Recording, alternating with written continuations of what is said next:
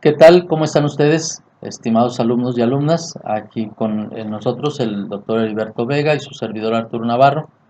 Hoy vamos a hablar de dos conceptos que estuvieron presentes en la discusión en el foro, que es el concepto de naturaleza humana y de condición humana.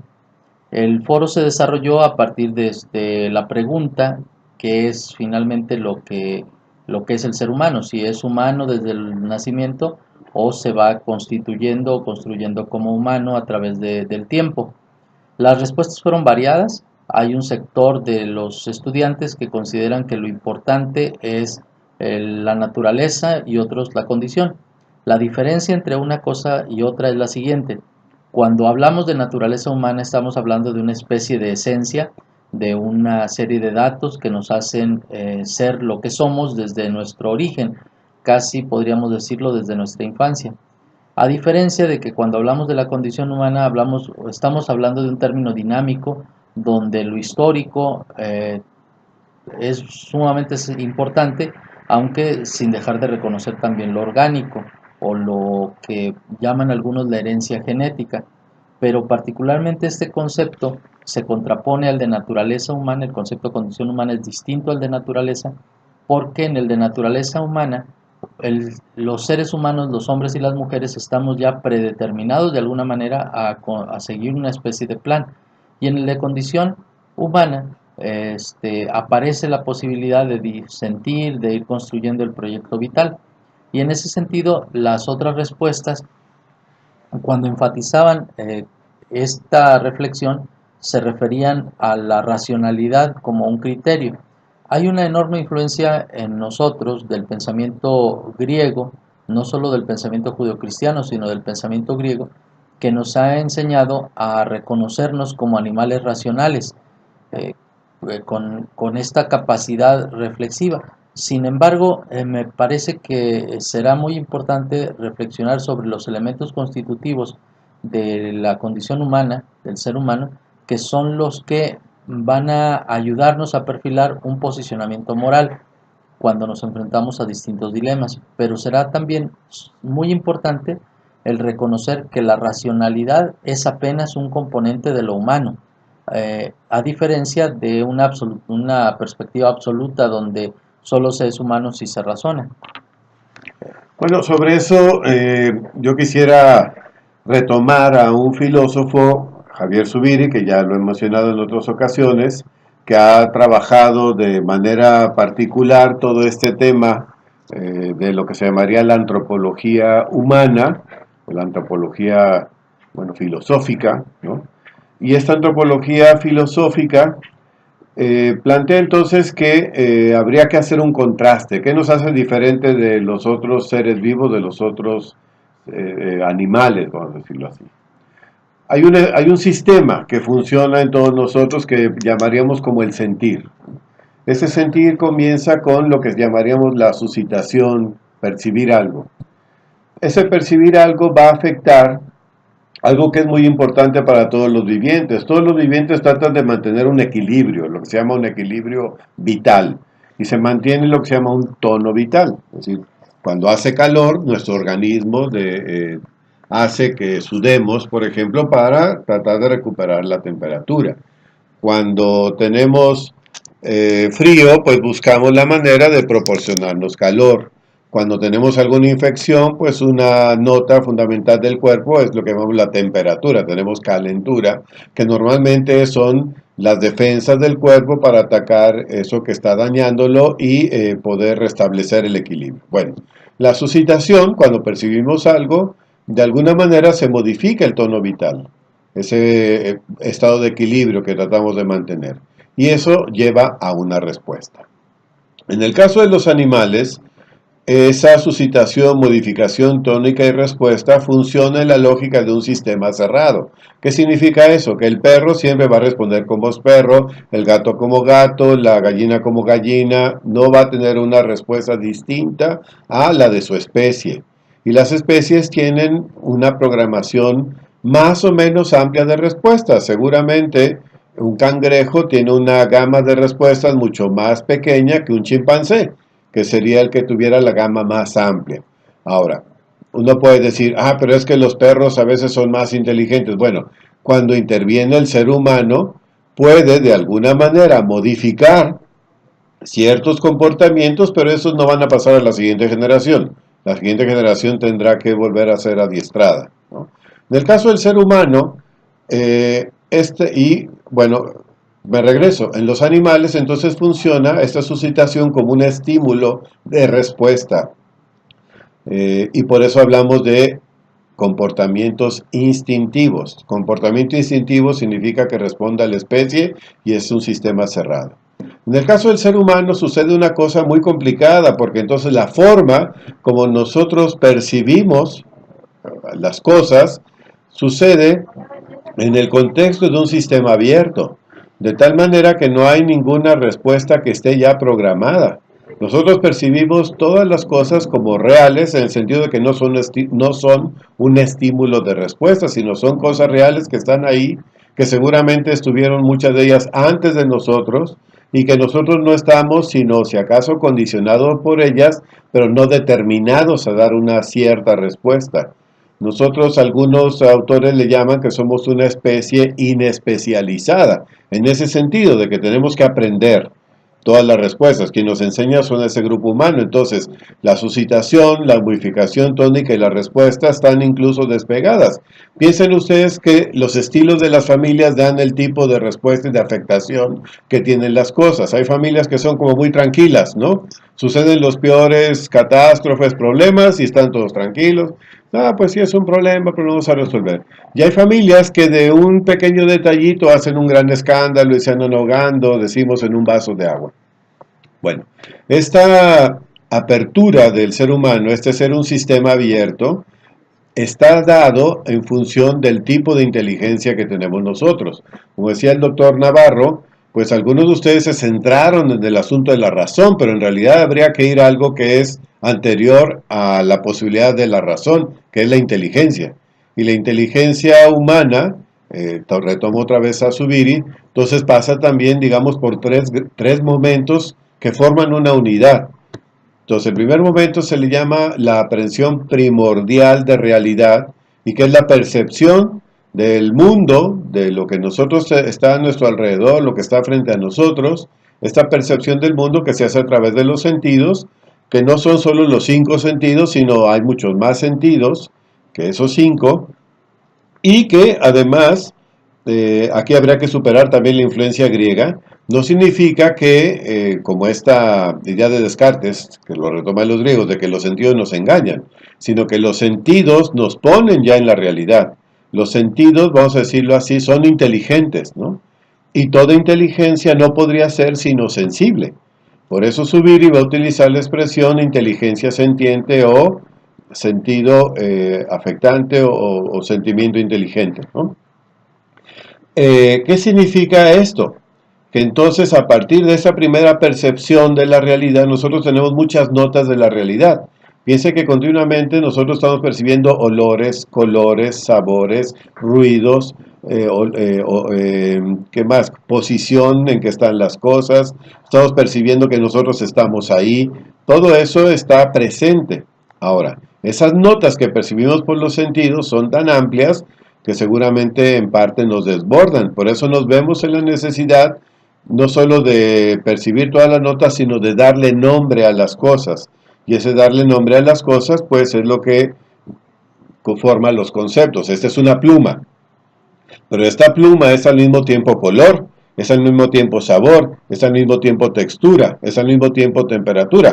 Pero yo no podría agotar todas esas notas y estarlas comunicando continuamente. Digo, es pluma.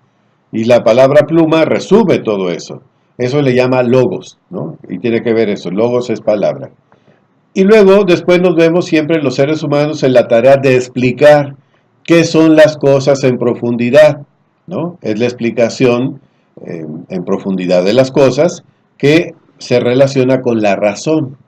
Y aquí entra, sin duda, lo que llamamos como conocimiento científico, pero también entra en otras formas como explicamos las cosas profundamente. Ustedes podrían decir, ¿qué explica mejor que alguien esté enamorado? ¿Que le hagan la medición del corazón y de las sustancias que segrega del cerebro o una poesía? Pues seguramente es una poesía. Entonces es una explicación en profundidad. Los mitos, las leyendas también son explicaciones en profundidad de las cosas. ¿Ah? De otra manera, en otras coordenadas culturales, pero son explicaciones en profundidad. Entonces tenemos esta manera como funciona la inteligencia. Por lo tanto, un bebé tiene inteligencia, claro, tiene la aprehensión primordial de realidad. ¿Qué es lo que va aprendiendo el bebé y tiene la capacidad de hacerlo? Pues a darle nombre. Y luego después podrá ir desarrollando la explicación en profundidad. En esa vamos ganando con el tiempo y con los conocimientos. Pero no significa que el bebé, porque no desarrolle totalmente ese elemento de explicación en profundidad, no sea inteligente. Sigue siendo tan inteligente y es una inteligencia humana.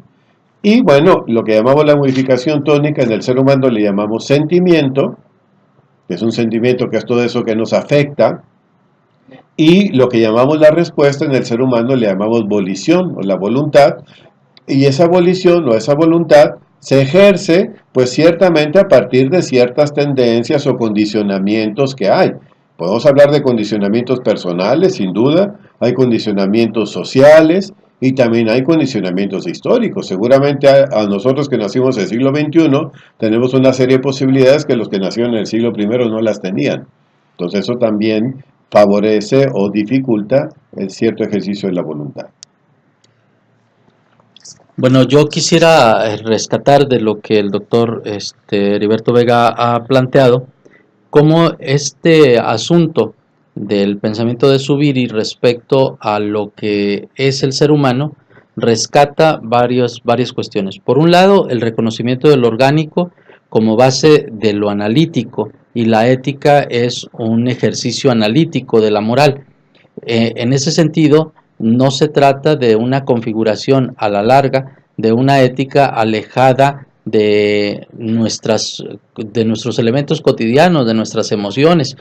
En ocasiones uno esperaría que la ética fuera totalmente objetiva, que nos dijera estrictamente cuál debería ser la norma moral, cómo comportarnos. Están incluso esfuerzos por hacer esto a partir de los códigos morales de las profesiones, entre muchas otras maneras, pero también las empresas suelen tener ahí sus códigos morales de comportamiento, como si suponiendo que la conducta humana puede llegar a ser totalmente objetiva, lo que es diferente a ser objetivable.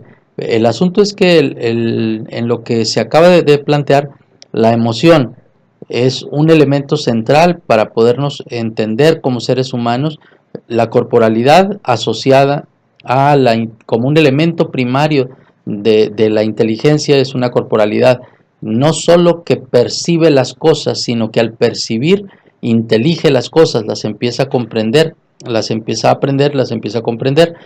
Y en ese sentido, la inteligencia humana, lo que yo quisiera rescatar de lo que ha dicho el doctor Heriberto, es el ser humano como un sistema abierto y no como un sistema cerrado, lo que nos da una enorme cantidad de posibilidades de enfrentar los asuntos de carácter moral, porque reconocemos que en esta apertura hay una cierta afectación de la ética por los sentimientos, algo que no puede tampoco ignorarse.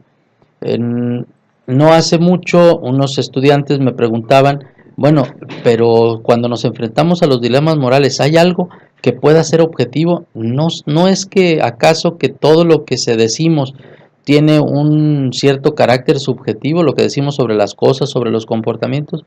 Y yo respondía que efectivamente, a mí me parece que en esta capacidad de reconocernos como humanos, no podemos perder de vista que entre nosotros un elemento central es la recuperación de la subjetividad.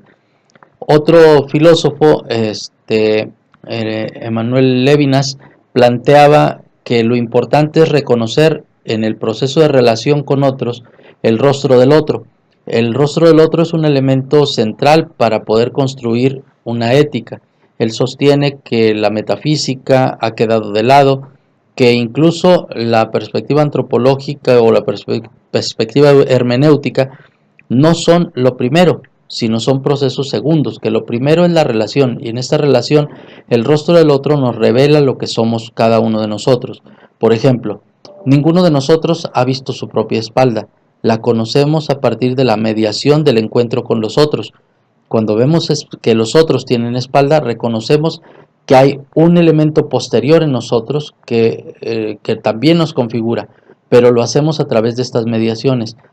En ese sentido, yo creo que el reconocernos como sistemas abiertos nos da la posibilidad de no encasillarnos en el concepto naturaleza humana y de, si usamos el concepto condición humana, incluso suavizar el concepto para que no sea rígido, pensado como en la dualidad platónica de cuerpo y alma, o como en la trilogía judeocristiana de cuerpo, alma y espíritu. Bueno, sobre eso habría que considerar entonces que el tema que viene ahora, pues es cómo se pone en práctica una moral reflexionada, ¿no? Eso es en el ejercicio cotidiano. Y retomando brevemente, entonces esto que les planteaba de Zubiri, pues significa que si nosotros no tenemos las respuestas programadas, eso significa que tenemos que elegir siempre. Siempre tendremos que tomar decisiones.